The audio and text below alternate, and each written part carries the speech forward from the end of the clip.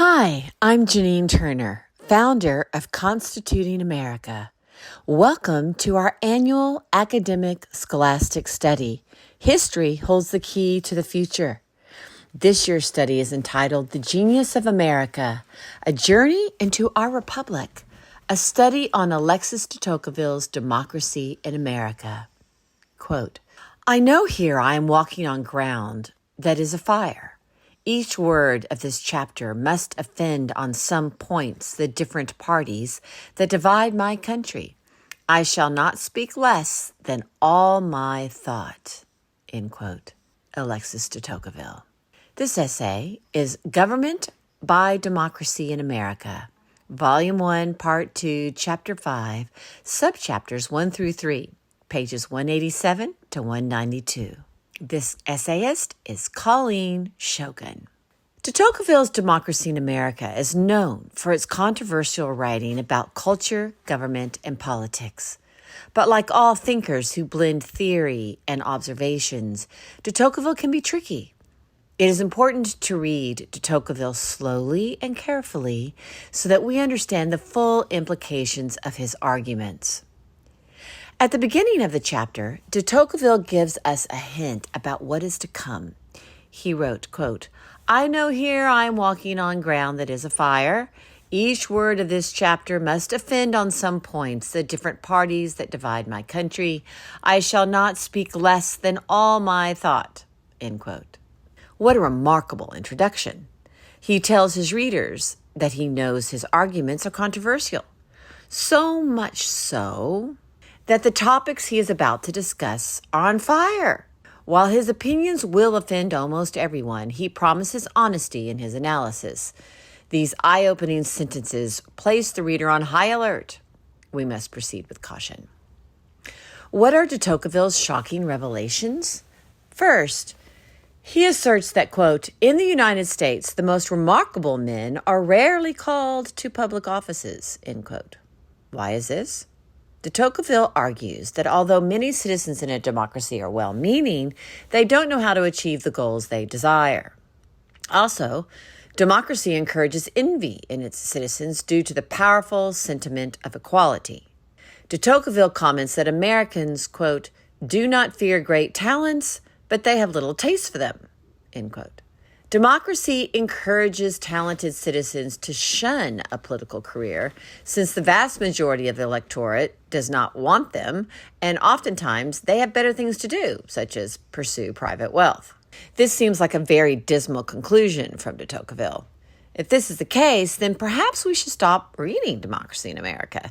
The United States is a representative democracy. If democracy does not engage good people to enter public service as representatives, then it seems as though democracy has no chance of succeeding. However, it's important to keep reading.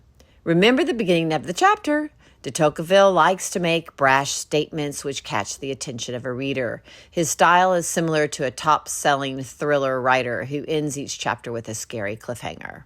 The first sentence of the next section indicates de Tocqueville is about to shift gears.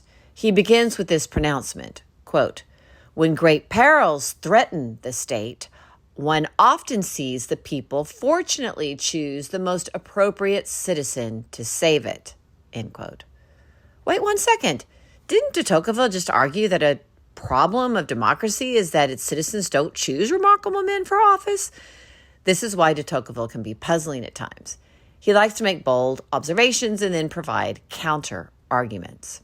De Tocqueville has at least 3 caveats to offer, which challenge his pronouncement that representative democracy is endangered.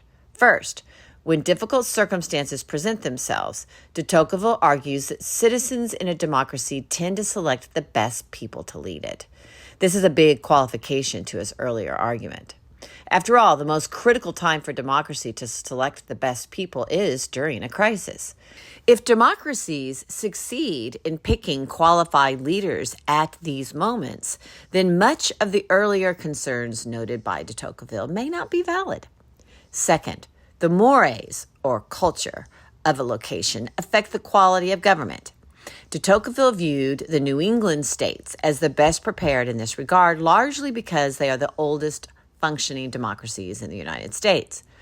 They've had more years to practice democracy, and as it turns out, they've gotten better at it over time. This seems a temporary problem, which should resolve as democracies age. Lastly, de Tocqueville argues that America's constitutional design is also helpful.